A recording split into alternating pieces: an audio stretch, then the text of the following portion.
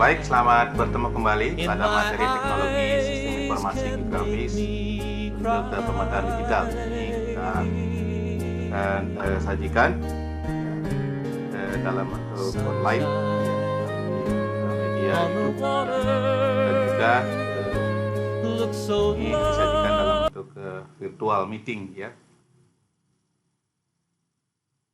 Nah nanti kalau diskusi bisa juga dilakukan melalui chat YouTube atau juga nanti kita melalui chatting yang lain, media lain.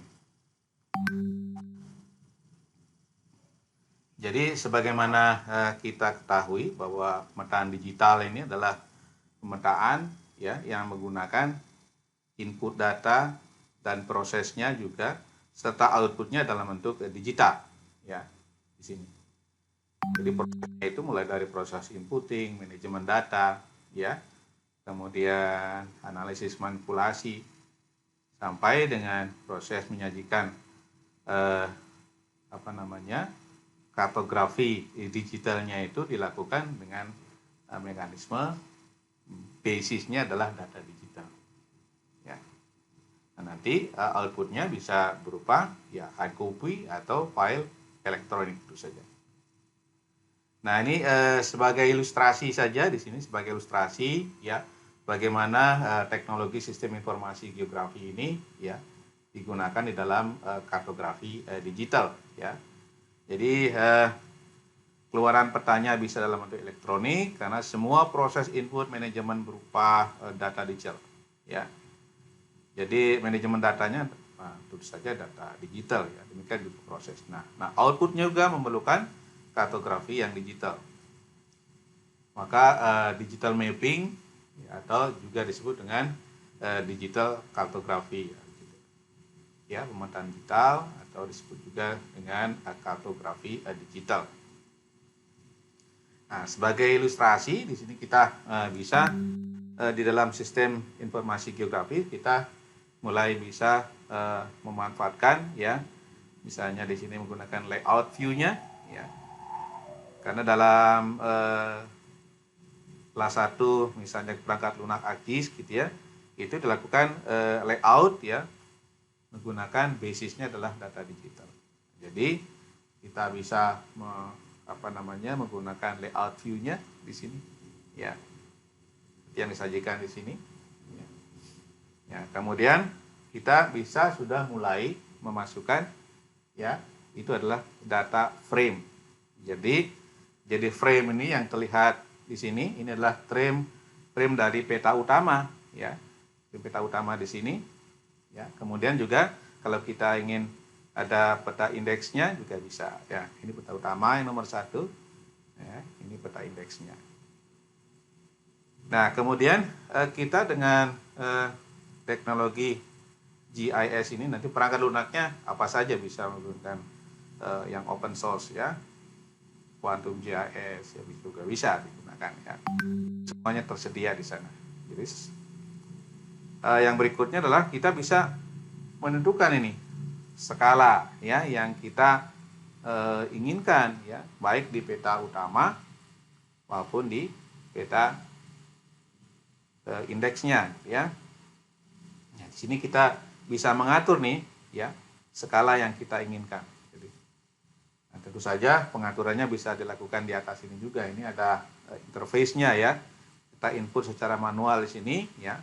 Ketik saja di sini maka itu akan otomatis skalanya berubah. Ya. Nah, kemudian di sini juga untuk kita menurunkan layout petanya ya, kita bisa juga menggunakan menu dari page ya dan print setup di sini. Ya. Kita mengatur ukuran kertas juga bisa. Ya, di sini pada saat kita page and print setup kita bisa menentukan ukuran kertasnya juga bisa kita tetapkan ya. Nah, jadi ukuran kertas, kemudian juga orientasinya kita bisa kita atur. Kemudian ke kemampuan yang lainnya ya dalam kartografi digital ini adalah SIG ini bisa menambahkan kelengkapan apa saja yang dibutuhkan peta. Ya, misalnya judul, legenda, teks, neatline, ya, utara selatan, scale bar atau scale text, ya, logo atau gambar-gambar lain, ya, yang mencerminkan pengguna atau penyusun, ya. Seperti sini sudah ada menu di sini. Di menu layoutnya ada title, ada text, ya, ada dynamic text, ya, dan sebagainya. Jadi kita bisa menambahkan, ya, dengan teknologi sistem informasi ini kelengkapan peta, mulai dari judul, ya, sampai dengan logo, kemudian juga sumber data juga yang digunakan, skala dan lain-lainnya itu bisa digunakan. Kemudian kita juga bisa membuat pengaturan, ya. Jadi pengaturan misalnya lokasi legendanya di mana ini, ya, seperti ini. Misalnya di bagian pojok kanan ini dari peta, ya, utamanya ini kita akan letakkan legendanya, ya, sesuai dengan simbol-simbol yang sudah kita atur di peta.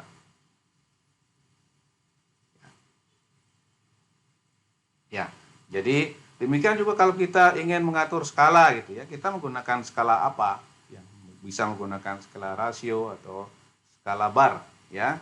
Jadi misalnya kalau kita menggunakan skala bar seperti ini, ya, kita klik di insertnya, gunakan scale barnya, ya, maka kita tinggal memilih di sini, ya, format yang seperti apa, yang mau black and white atau yang hanya menggunakan garis terputus-putus saja, ya, atau skala saja, gitu, ya, itu bisa, ya. Ada pilihannya bermacam-macam di situ. Ya. Nah, jadi kemudian, ya, kita lanjutkan di sini, ya, kita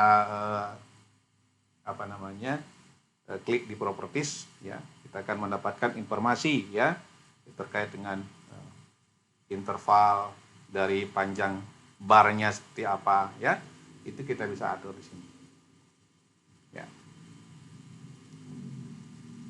Jadi format skala juga kita bisa leluasa. Nah, ini memang menarik kalau kita menggunakan skala bar. Kalau skala bar, ya, kalau kita tarik gambarnya secara proporsional, maka itu kita tidak perlu merubah skala rasionya. Nah, kemudian kita bisa melihat hasilnya seperti ini, ya. Ini skala bar, ya. Jadi misalnya setiap segmen ini, ya, diatur ada yang 10 kilo, kemudian yang lebih detail ada yang 5 kiloan, ya. Nah, itu contoh skala bar, ya. Jadi kita bisa atur dengan sistem informasi geografis. Nah, demikian juga kita juga bisa menggunakan skala teks, misalnya 1 cm sama dengan 10 kilo. Bisa begitu, ya. Kita opsional. Nah, makanya di sini sangat membantu. Atau misalnya 1 cm sama dengan 5 km, ya. Itu bisa. Jadi kita bisa menggunakan skala teks, ya. Demikian juga misalnya simbol, ya, notes, jadi utara, untuk mengetahui utara dan selatan bumi, gitu, ya. Itu kita tinggal memilih, ya. Kita prefer yang mana atau disepakati yang mana, ya, di dalam mapping yang baku di instansi yang menggunakan, ya. Misalnya seperti ini, ya, bisa digunakan, tinggal memilihnya. Ya, kemudian kalau kita ingin menambahkan neatline, dia, ya, frame, ya, tinggal kita memilih neatline-nya, ya, frame di luar peta, ya. Kita menggunakan garis tepinya seperti ini hasilnya, ya. Jadi nanti peta, ya, akan tampil menjadi menarik dan standar baku, gitu, ya. Lihat neatline-nya ada di sini, ya. Nah, ini novelnya, ya, kemudian ada legendanya, ya. Kemudian juga ada skala barnya, ya. Jadi GIS ini mampu melakukan layout dengan baik, dan kalau kita melakukan editing sangat cepat, ya.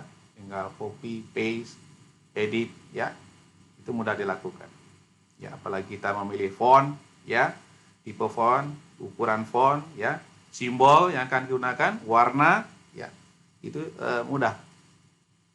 Menu-menu yang digunakan, ya. Nanti tinggal memilih properties misalnya kalau kita ingin merubah size-nya, microphone-nya, warnanya, ya dan sebagainya. Bila mengedit simbol juga bisa di situ, ya. Jadi dengan kata lain GIS ini bisa mengatur ukuran, ya, bentuk font, kemudian warna font, ya. Demikian juga jika memang standar, biasanya standar yang baku bahwa setiap peta yang disajikan itu ada sumber data yang jelas. Misalnya kita ngambil informasi sungai dari mana nih? Apakah dari BIG, ya, atau menggunakan sungai yang diturunkan dari SRTM, ya. Harus jelas itu supaya end user memahami, ya, yakin terhadap apa yang diperoleh di dalam peta, ya. Kita tempatnya misalnya menambahkan teks, ini contohnya, ya, teks sumber peta, sumber data, ya. Jadi GIS bisa menambahkan sumber data. Nah, jadi kemudian berikutnya bisa kita nambahkan logo misalnya, ya. Jadi kita menambahkan picture, ya. Ya, kalau kita misalnya kita insert logo IPB, ya seperti ini tampilannya, ya. Dan judul sudah ada, logo sudah ada, mata angin sudah ada. Ya. Nah, jadi kemudian berikutnya, ya, supaya lengkap, ya, bisa menambahkan, ya, misalnya informasi tentang lintang dan bujur, ya. Jadi kita bisa tambahkan di sini, ya, di data frame properties-nya kita gunakan di situ, ya. Klik di situ di data frame properties-nya, ya. Kemudian kita tambahkan di situ apa namanya informasinya, misalnya kita kliknya di new grid-nya, ya. Kita pilih di new grid-nya, ya, nanti kita mendapatkan. Jadi kalau kita menginginkan informasi tentang measure grid-nya dalam bentuk apa ini, ya? Apakah dalam bentuk UTM atau dalam bentuk geografis, gitu, ya. Nah, ini. Nah, di sini, ya. Ini dalam bentuk UTM, kita memilihnya measure grid-nya yang digunakan oleh peta, ya. Sini. Kita pilih itu, maka dan klik next-nya. Ya, kemudian kita akan bisa memanage sebaik mungkin, gitu, ya. Nah, apakah seperti ini kita pilih juga misalnya kalau kita ingin memilih gratitude jadi lintang, bujur, juga kita bisa tambahkan, add lagi, gitu, ya. Add lagi di sini, ya, tentu saja new grid lagi, gitu, add seperti ini, ya. Nah, maka kita pilih di sini adalah gratitude-nya, ya, untuk menggambarkan lintang dan bujur, ya. Kemudian klik next, ya, maka tampilan koordinatnya akan menjadi seperti ini, ya. Ini coba lihat, ini sudah ada informasi tentang koordinat UTM, ya, yang tadi digunakan untuk measure grid, ya. Tampilan measure grid kita gunakan UTM tadi, ya. Ini ada di luar peta. Nah, kemudian nah itu secara besarnya, dan kita bisa juga, ya, tambahkan gratikul tadi, ya, nanti informasinya maka akan seperti ini. Jadi bisa tambahkan di sebelah kiri kalau kita ingin melihat ini, sebelah kiri misalnya kita bedakan warnanya, ya, ada yang grey, yang abu-abu, ada yang hitam pekat, atau yang seperti yang sebelah kanan, ya, merah untuk UTM, kemudian untuk lintang bujur pakai grey, bisa begitu, ya. Tergantung dari kesepakatan, ya. Jadi GIS ini mampu mengatur tampilan gratikul dan sistem koordinat yang ada, ya. Nah, ya, kalau sudah selesai tinggal kita ekspor, ya. Besok ekspor bisa berbentuk gambar atau bisa dalam bentuk gambar picture, misalnya ada PNG, ada JPEG, ada TIFF, ya. Banyak sekali format-formatnya, gitu, ya. Kita ekspor petanya, itu, ya.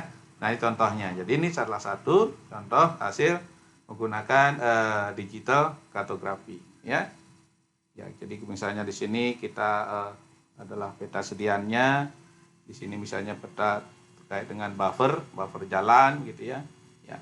Kemudian yang terkait dengan misalnya di sini adalah peta buffer sungai, ya, sungai dan buffernya di sini, ya. Kemudian ini juga yang terkait dengan misalnya buffer perkampungan yang digunakan ya di dalam analisis spasial. Ya. Jadi perubahan skala dan label ya juga bisa dilakukan secara otomatis. Ya. Jadi seperti contoh misalnya kalau kita lihat, nah, yang paling kiri itu adalah skala, ya. Skala misalnya ini adalah skala, kita buat skala 1/500.000, ya. Kalau dibuat 100.000 menjadi seperti ini, ya. Jadi layoutnya seperti itu. Jadi tidak semua memang tercover ya. Kalau yang paling 500.000 seluruh areal misalnya dari sebuah konsesi itu bisa ya, di capture dalam satu peta. Ya, kalau dengan 100.000 hanya bagian kecil, ya. Apalagi jika misalnya dibuat 50.000 ya, lebih detail lagi, ya. Jadi skalanya lebih besar, angka sini lebih kecil ya. Nah, misalnya atau mungkin berubah lagi di sini lebih besar lagi skalanya ya, misalnya 10.000. Ya. Jadi GIS ini mampu mengadjust ya, menyesuaikan skala yang dibutuhkan oleh end user. Nah, tentu saja ya skala output itu harus disesuaikan dengan skala inputnya. Kalau inputnya skalanya hanya 100.000, kita membuat 10.000 ya nggak nambah informasi, ya hanya memperkecil scoping saja, ya, tapi memperbesar, tidak menambah informasi karena ya inputnya tetap skala banding 1/100.000. Nggak bisa kita menghasilkan informasi, ya kualitas informasi, jumlah informasi yang sama dengan skala yang lebih dari skala input, ya. Nah, jadi dengan dari sini kita sudah bisa membuat pertanyaan, jadi ya kegiatan kartografis ini ya apa saja yang bisa dilakukan oleh SIG. Makanya kita kenal namanya digital cartography atau digital mapping, ya. Jadi semua aspek yang terkait dengan kartografi bisa dilakukan oleh sistem informasi geografis. Ya. Nah, demikian. Ya, kita lanjutkan. Jadi kita review sekali lagi. Jadi sistem informasi, ya. Kita review tentang konsepnya, ya, kemudian definisinya, ruang lingkup, ya, alat analisis, ya, tools, ya, yang dimana di semua mapping, proses mapping, penyajian map itu dilakukan dengan menggunakan data-data digital, ya, inputnya digital, prosesnya juga digital, ya. Jadi, karena kita ini semuanya berbasis komputer multidisiplin, ya, yang menggunakan berbagai macam ilmu. Jadi ini adalah bagaimana ilmu sistem dalam sistem informasi geografis ini ya memanfaatkan teknologi untuk menggunakan yang dasarnya adalah semua ya ilmu pengetahuan ya dari berbagai aspek ya, mulai dari mapping, kartografi, data manajemen ya, matematika, computer programming ya, dan lain-lainnya. Sehingga saya review lagi bahwa GIS ini ya mempunyai 4 kemampuan dari mulai input data, manajemen data, kemudian manipulasi, analisis sampai output. Ya, output ini kan kartografi ya, digital kartografi ya. Di mana mempunyai 5 komponen utama yang membentuk GIS ini ya. Dari mulai software, hardware gitu ya. Jadi kalau kita di 5 komponen itu software, hardware, database, metodologi, ya, brainware, ya 5.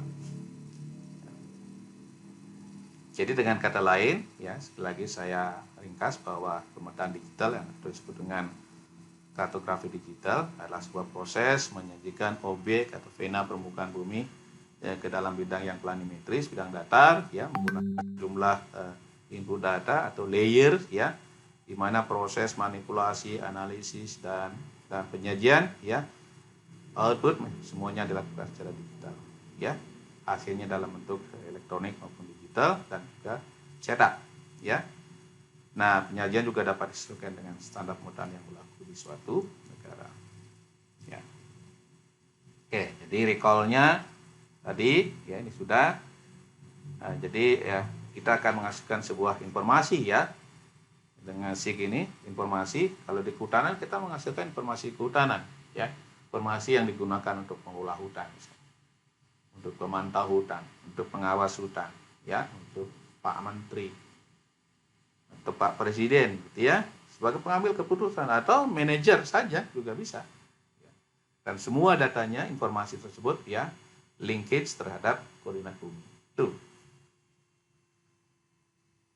Ya, oke. Jadi dengan kata lain GIS 4 kemampuan 5 komponen ya.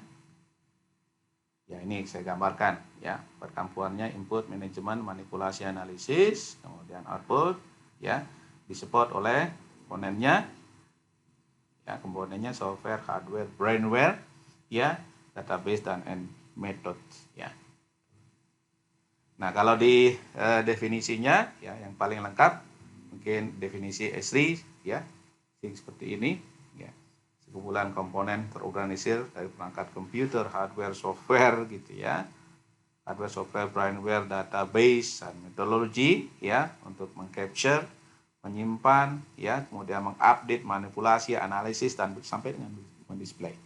Ya, semua data-data yang referensi geografis ini yang paling lengkap definisi Esri. Ya. Yang lain ya begitu ya. Jadi kita yang terpenting ya pada saat kita menggunakan teknologi ini adalah untuk menghasilkan informasi gitu ya. Tentu saja informasi yang semua yang terkait dengan data spasial, ruang geografis ya. Jadi ada posisi di permukaan bumi ya yang disajikan di peta. Ya.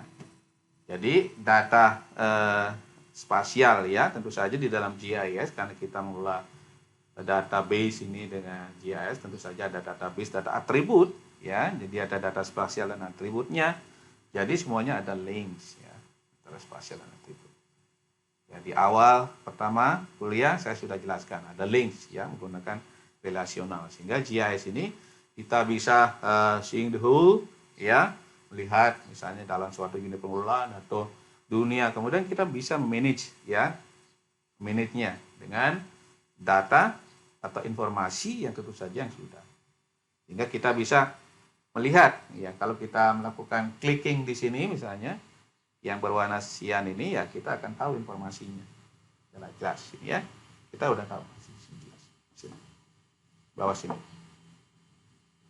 ya, jadi informasi spasial sudah ada. Jadi input data GIS yang banyak memang berasal dari remote sensing tentu saja. Tapi ada juga ya input data dari GIS ini berasal dari ya data-data tabular yang sudah dikompilasi oleh berbagai stakeholder. Misalnya BPS, kita bisa menggunakan data penduduk ya, penduduk, kemudian kepemilikan, kemudian pertanian, komoditas dan suatu daerah ya, kemudian apa shake ratio-nya gitu ya diinput dalam GIS ya. Nah ini begini, jadi ilustrasinya penggambaran seperti ini, layer ya yang diturunkan bisa dari pengukuran langsung, digitasi ya, pengukuran langsung dengan GPS atau digitasi atau import ya dari sumber-sumber lain yang sudah ada. Sehingga karena tadi saya katakan ini sangat multidisiplin, maka sesungguhnya perspektif GIS itu sangat sangat baik gitu ya, sangat promising ya, dari aspek bisnis, dari aspek teknologi ya, aspek metodologi sampai dengan profesi ya. Jadi menjadi sebuah spesialisasi gitu kan. Nah, jadi kita bisa bermain atau punya interest di mana, di bisnisnya, di teknologinya, metodologinya, profesi ya gitu. Nah ini pilihan Anda, ya. Banyak sebenarnya yang bisa kembangkan. Kalau menggunakan teknologi ini, apalagi didasari oleh aplikasi bidang kehumaran Anda dan lingkungan Anda itu yang kuat. Ya. Nah, sehingga ke depan itu, ya, GIS ini, ya, saya kira ya bukan ke depan lagi ya, recently gitu ya, akhir-akhir ini sudah sangat hampir semua bidang menggunakan GIS teknologi ini, karena kita ingin tahu spatial location-nya, ya, informasinya dengan cepat, ya, ulang jualan sebidang tanah, sebidang lahan, assessment tentang isinya itu memerlukan GIS, karena hampir ya 80% dari aspek-aspek yang terkait ya dengan yang kita hadapi, apalagi di ilmu-ilmu seperti kehutanan dan lingkungan ini, ya 80% itu ada komponen spasial. Ya. Sehingga terminologi baru GIS sudah S-nya bukan sistem lagi, tapi menjadi science. Jadi Geographical Information Science itu yang dipropose oleh Goodside ya tahun 92, ya, sudah trennya sebegitu. Jadi Geographic Information Science. Ya. Jadi tidak hanya sistem menggunakan sebagai sebuah sistem yang memanfaatkan tools, tapi sebagai tools elektronik ya ini atau teknologi informasi ini, tapi juga bagaimana memanfaatkan teknologi GIS ini ya juga mendorong pengguna ya untuk melihat teknologi ini sebagai bagian yang lebih luas dari suatu disiplin ya, sehingga memajukan ya cara-cara berpikir geografis ya dan problem solving ya yang berguna bagi masyarakat ya. Jika kita tahu ya, jadi peta yang dihasilkan ya, banyak yang disebut dengan peta cerdas ya. Kenapa? Karena tidak hanya visualisasi, tapi ada di dalamnya, dalam GIS itu ada manipulasinya, ada analisisnya ya, prosesnya banyak ya. Sehingga dengan berpikir geografis, maka kita bisanya berpikir tentang 3 W ya, what, where gitu ya, dan why, kan biasanya gitu ya. Jadi what, where, why, ya, apa di situ, di mana ya saja adanya, kenapa di situ ya. Biasanya kita akan menjawab kenapanya. Jadi sehingga hampir ya sekian banyak pertanyaan-pertanyaan yang saling mendasar, yang tanya generik bisa dijawab dengan yes. Lokasinya di mana? Ya, fitur apa di situ? Ya, koordinatnya di mana? Ya, kemudian ukurannya, luas keliling, ya, jaraknya dari sini mana? Apa yang ada di sekitarnya, neighborhood-nya, ya. Kalau dia berbatasan langsung berarti adjacency, ya, atau contiguity, ya. Atau kalau jalan connect tidak, connectivity bisa, ya. Atau tidak connect, tidak adjacent, ya proximity di sekitarnya, ya, dan luas. Nah, itu bisa dilakukan dengan neighborhood analysis, ya. Kemudian juga apa sih properti atribut dari objek. Kalau di situ hutan, atributnya apa? Potensinya, jenisnya, ya, ukurannya, kan gitu ya. Kerapatannya, sosialnya, itu banyak. Yang bisa di attach di setiap objek spasial, ya. Kemudian apalagi data manajemennya, karena menggunakan konsep database, ya, kita bisa melakukan estimasi tentang atau prediksi tentang kesesuaian lahan, kemampuan, kualitas tempat tebu dan sebagainya, ya. Demikian juga apalagi kalau karena ada lokasi-lokasi spasial, maka pola spasialnya juga bisa kita hitung, ya, karena di-spot oleh ilmu statistik. Kita bisa menghitung spasial pattern-nya. Ya. Tren apalagi kalau kita menggunakan multi waktu, maka kita akan tahu tren. Ya. Nah, ya, yang berikutnya, jadi tadi kita berbicara tentang output, ya, berbicara tentang database, datanya apa ya? Format datanya seperti apa? Ya. Jadi sumber datanya banyak. Seperti yang saya sampaikan tadi. Bisa dari satelit, bisa hasil scanning, atau hasil proses rasterisasi dari hasil thin, hillside, slope, ya. atau dari sumber-sumber lain ya. Nah, jadi formatnya dalam bentuk apa? Nah, biasanya dalam GIS ini, karena ini berkembang ya, kan semuanya digital ya. Jadi seperti yang saya sampaikan tadi, GIS ini ada spasialnya, ada tabularnya. Ya, kemudian yang spasial di sini ya, biasanya ada dua jenis ya. Dua tipe ya, ada vektor, ada raster. Ya, kalau kita berbicara vektor, maka fiturnya ada 3, titik, garis, poligon. Seperti ini ya.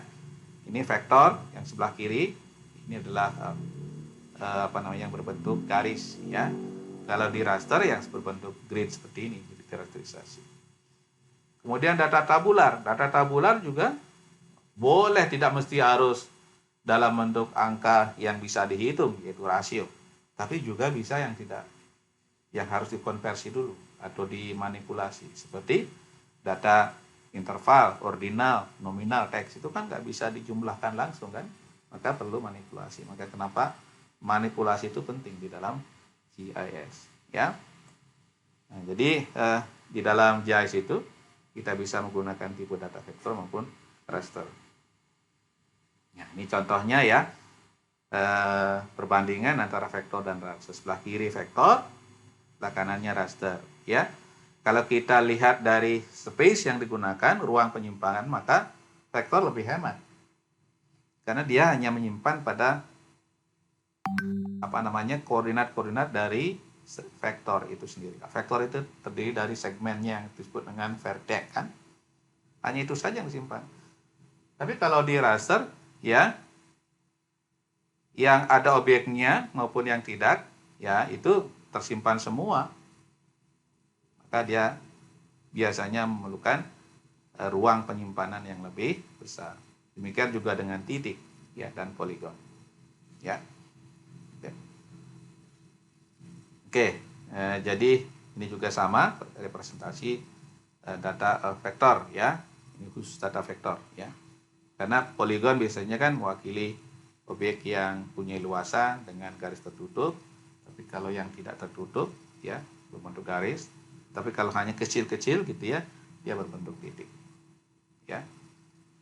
Nah, kalau dijelaskan seperti kenapa vektor itu mempunyai space atau namanya memerlukan space yang lebih kecil, misalnya kalau garis ini, misalkan garis ini hanya 3 titik rekornya, garis ini juga demikian ya.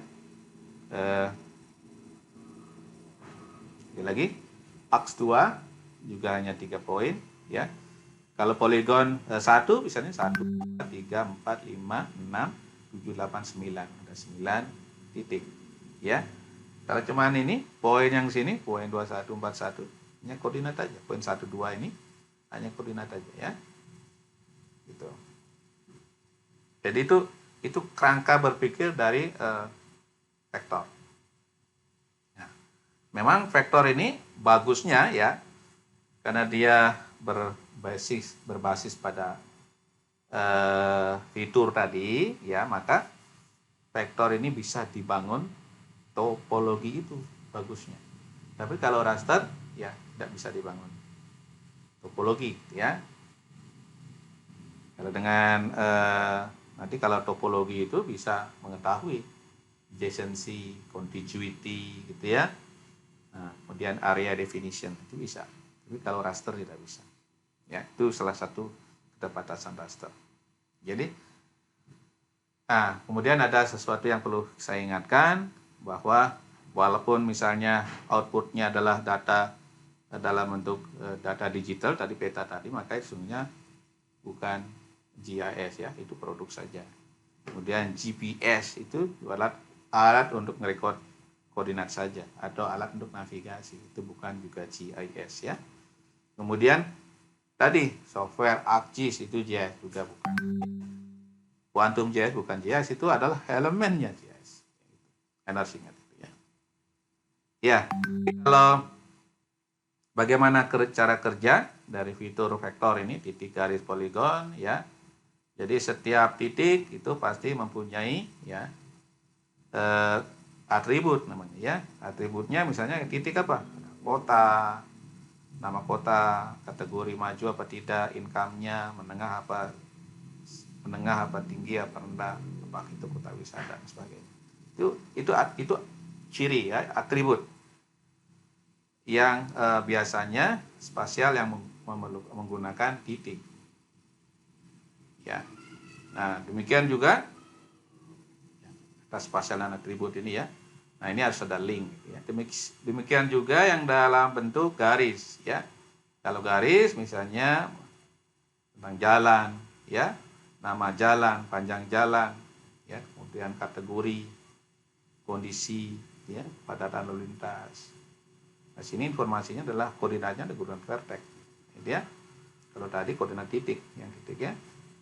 Nah, contohnya jadi sungai, panjang sungai, nama sungai, kedalaman itu atribut ya. Gitu. Dan juga batas menggunakan garis ya. Dan ada link selalu pasti antara atribut dan spasialnya. Demikian juga yang poligon. Poligon misalnya jenis tanah, lahan ya, iklim, sebagainya. Semua juga ada atributnya seperti ini ya. Nah, jadi spasial dan atribut ini ya informasi ya, yang atau semua atribut tentu saja yang dimiliki oleh masing-masing fitur titik garis itu bisa diintegrasikan ya, bisa dikoneksikan ya, bisa dibuat direkam ya, kemudian bisa diproyek koordinatnya diubah ya, ditransformasi, projection and registration ya, kemudian bisa dibuat modeling ya. Jadi semua data yang ada di dalam database ya, yang di capture dalam bentuk digital itu bisa diintegrasikan, juga bisa dikoreksi geometrisnya ya. Struktur datanya juga bisa ditambah, bisa dikurangi, dan bisa digunakan untuk analisis spasial model ya. Nah, apa yang spesial dari GIS ini seperti yang saya katakan tadi, jika dia berbentuk datanya dengan format vektor, maka bisa dibangun topologi ya. Jadi kita bisa mengetahui connectivity, adjacency, dan area definition-nya. Karena ini apa? Karena topologi itu kan prosedur matematis yang menyatakan hubungan spasial antar fitur. Karena kita tahu hubungan spasial, connectivity, adjacency, atau contiguity bisa diketahui. Luas apalagi ya, automatically bisa diketahui ya. Kalau sudah ada topologi maka networking bisa. Oh, ini titik ini connect nggak dengan titik itu ya. Ya, makanya sesungguhnya perangkat Google Map yang digunakan Anda itu kenapa bisa? Karena menggunakan prinsip connectivity ya. Jadi Anda dengan mudah diarahkan jalur terpendek atau jalur tercepat ya. GIS ini karena berbasisnya spasial bisa juga dilakukan overlay operasi. Jadi berbagai macam overlay, intersection, updating ya, kemudian union, erasing ya, itu bisa dilakukan. Subtracting juga bisa ya. Apalagi membuat data ya, bisa dilakukan secara manual maupun ya. Retrieve juga bisa, pemanggilan, analisis modeling bisa juga, output apalagi ya. Nah, kalau digambarkan dalam sebuah rumah besar ya, segini atau GIS house, tentunya yang paling kelihatan warna-warninya itu display ya. Kemudian kenapa itu bisa display? Pasti didukung oleh softwarenya ya, sebagai wall dindingnya, jadi ya, atapnya itu display. Kemudian lantainya adalah data ya. Ini penting Anda pahami. Tapi kalau tanpa Anda didukung oleh ya rumah pengetahuan tentang prinsip dari GIS, kemudian prinsip-prinsip dari kartografi, computer system, data management, maka nggak akan bisa itu terjadi. Apalagi tidak dilandasi oleh aplikasi sebagai fondasi yang memanfaatkan teknologi SIGIN. Kalau tidak tahu tentang kehutanan, nggak mungkin Anda bisa menggunakan bagaimana SIGIN ini bisa dimanfaatkan di kehutanan dan lingkungan. Ya. Jadi demikian, maka di akhir ya kita bisa mengatakan ya atau membuat berbagai macam pertanyaan apa itu GIS, apa kemampuannya, apa komponennya, ya. Kemudian pertanyaan generik apa saja yang bisa dijawab oleh GIS, apa fitur utama dari GIS, ya. Apa yang membuat GIS menjadi unik, ya. Apa fundament dari rumah GIS dari teknologi segi kehutanan ini, ya.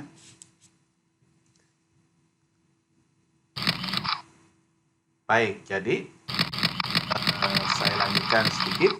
Jadi teknologi GIS ini adalah teknologi bagaimana kita shifting, ya, dari tradisional SIG, ya, yang menggunakan dulu menggambar manual gitu kan, dulu zamannya saya masih menggunakan kalkir, kertas kalkir, manualkan, kemudian bagaimana menghitung kerapatan, kerapatan kontur, lereng, itu semua lakukan manual.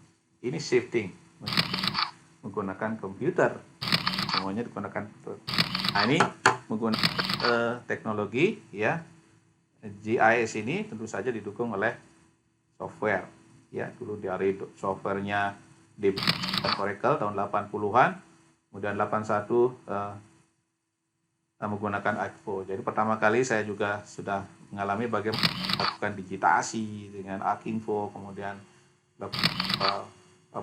analisis dengan ILWIS yang dibuat oleh Belanda, kemudian PC ArcInfo, kemudian tahun 91 ada ArcView, ya, dan sekarang ya sudah banyak menggunakan ArcGIS dan juga open source yang lain, misalnya Quantum GIS, ya. Itu sangat mendukung. Jadi teknologi komputer dan software, ya, itu sangat mendukung perkembangan dari sistem informasi geografis ini. Ya, jadi era ini sekarang sudah bergeser, ya, dari era industri ke era informasi sekarang. Sekarang siapa yang punya informasi, itulah yang punya cash, ya. Jadi kalau dulu zamannya berbasis industri, ya, industri berat, sekarang industri informasi, ya. Semuanya kan sekarang digitalisasi, ya. Jadi sekarang adalah post industrial information, ya. Jadi currency-nya, mata uangnya ini sekarang adalah informasi. Jadi kalau Anda punya informasi, Anda sudah bisa berbisnis, ya. Jadi informasi ini, ya, diharapkan memang pasti akan menghilangkan gap. Jadi kalau Anda sudah punya mendapatkan informasi, sekumpulan informasi menjadi ilmu pengetahuan, ya, ilmu pengetahuan itu sekumpulan pengetahuan itu menjadi science, teori, modeling gitu, ya. Modeling sampai dengan teori, maka pasti gap antara yang kaya dan miskin bisa dikurangi dan bahkan dihilangkan, ya. Itu karena perbedaan informasi, kan. Misalnya kalau kita nggak tahu di lahan di bawah bumi kita ada emas, bagaimana kita bisa bargaining kepada luar negeri? Oke? Zaman dulu makanya ada Tembagapura di Papua. Sesungguhnya dalam tembaga itu, di bawah tembaga itu ada emas yang tidak kita tahu, ya. Jadi di Papua dulu namanya ada perusahaan Tembagapura, kan, ya, sekarang Freeport. Bukan adanya pikiran kita bahwa di situ hanya ada tembaga, padahal di bawahnya ada emas, kan, gitu. Jadi GIS ini merupakan komponen dalam struktur informasi lingkungan dunia dan terus akan memegang peranan penting. Jadi tidak usah pesimistik Anda sebagai seorang forester, gitu, ya. Bekerja di remote area, bekerja di di wilayah memang menurut banyak orang ya sisa-sisa pilih, kan, pasti sisa namanya kehutanan itu pasti ya jauh, ya, kemudian tidak ada listrik, kan, begitu, ya. Tapi dengan ada menggunakan teknologi GIS, maka Anda sesungguhnya akan memikirkan dunia dan lingkungan dan juga masa depannya, ya. Jadi negara berkembang ini perlu informasi, ya, yang baik dan handal, dapat dipercaya supaya kita bisa survival dan bisa maju, ya. Nah, oleh karena itu Anda perlu pahami bagaimana mendapatkan kualitas informasi yang lebih baik, ya. Jadi kalau Anda sebagai seorang educated people gitu ya, maka pada saat Anda sharing informasi ya melalui media sosial, Anda harus melihat ya, pertama memang ada tidaknya informasi tersebut ya, di mana sumbernya, kemudian bisa dipercaya apa tidak, koheren tidak, apa hubungannya dengan fakta-fakta yang lain, atau match apa tidak, baku tidak informasi datanya ya, bisa diakses nggak, ini syaratnya. Jadi untuk misalnya untuk mengetahui data tersebut bukan hoax atau kualitasnya rendah, maka dia harus memenuhi ke ya 5 syarat ini ya. Jadi 5 syarat ini dari mulai availability, quality ya, kemudian koherensi, standarisasi, akses ya, apakah bisa diperoleh walaupun dengan cara membeli ya, ya tidak harus gratis akses itu ya, harus syaratnya seperti ini, itu baru disebut dengan informasi yang baik ya. Jadi kalau makanya hampir di semua bidang ilmu yang punya referensi yang memerlukan informasi yang bereferensi geografis ya, itu pasti membutuhkan teknologi GIS ya, memanfaatkan di pengelolaan sumber daya, alam lingkungan, kehutanan, pertanian, pertambangan, perkotaan, perekonomian, industri, pemerintahan, itu membutuhkan GIS ya. Sosial politik ya, emergensi juga, misalnya bencana alam. Kalau di kehutanan ya, mulai dari perencanaan kehutanan, IHMB ya, yang sekarang itu perlu planningnya menggunakan apa? Menggunakan GIS. Tapi kalau kita menggunakan manual sebulan belum bisa selesai. Tapi sekarang dengan menggunakan kita coding sedikit hanya 5 menit selesai. Ya. Demikian juga mapping, pengukuran peta, penata gunaan hutan, ya, membuat fungsi hutan juga begitu. Ya, dengan input slope, ya, kemudian elevasi, jenis tanah, ya, curah hujan, ya, dalam hitungan mungkin setengah jam mulai dari entry sudah selesai, itu sudah bisa di layout. Ya, yang penting data inputnya kualitas baik sehingga kita akan menghasilkan kualitas output yang baik juga. Ya, demikian juga penyusunan rencana. Ya, demikian juga di pengelolaan hutan. Pada saat kita melakukan penataan hutan, kemudian pemanfaatan dan penggunaan kawasan, rehabilitasi, reklamasi, itu dan sampai dengan pelindung itu semuanya harus direkod ya, dengan informasi spasialnya, di mana, berapa jumlahnya, kenapa demikian ya, bagaimana sifat-sifatnya, bagaimana keberhasilannya ya. Itu semua memerlukan informasi spasial yang bereferensi geografis. Ya begitu. Ya, jadi sampai dengan kegiatan ya, pembentukan wilayah pengelolaan ya, sampai dengan pengawasan. Jadi GIS ini banyak kemampuannya karena dia bisa bekerja otomatis, berulang cepat, maka banyak memanfaatkan teknologi ini. Ya, karena membantu sekali dari kemampuan analisisnya, kecepatan dan konsistensi terutama. Apalagi berkembang hardware dengan harga yang menjadi semakin terjangkau, software dengan open source yang semakin available. Ya, jadi demikian juga menyanyikannya, ya, mengevaluasi sebuah activity yang berbasis spasial itu,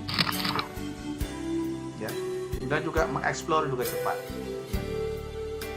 mengeksplor dengan cepat informasi yang terkait dengan spasial. Ya. Banyak sekali, demikian juga GIS menyediakan operasi yang paling dasar ya, penjumlahan, pengurangan ya, luas dengan cepat. Baik, saya kira itu apa yang saya sampaikan pada materi kali ini, mudah-mudahan bermanfaat bagi Anda pendengar Mutu Baca. Terima kasih. Salam sehat selalu.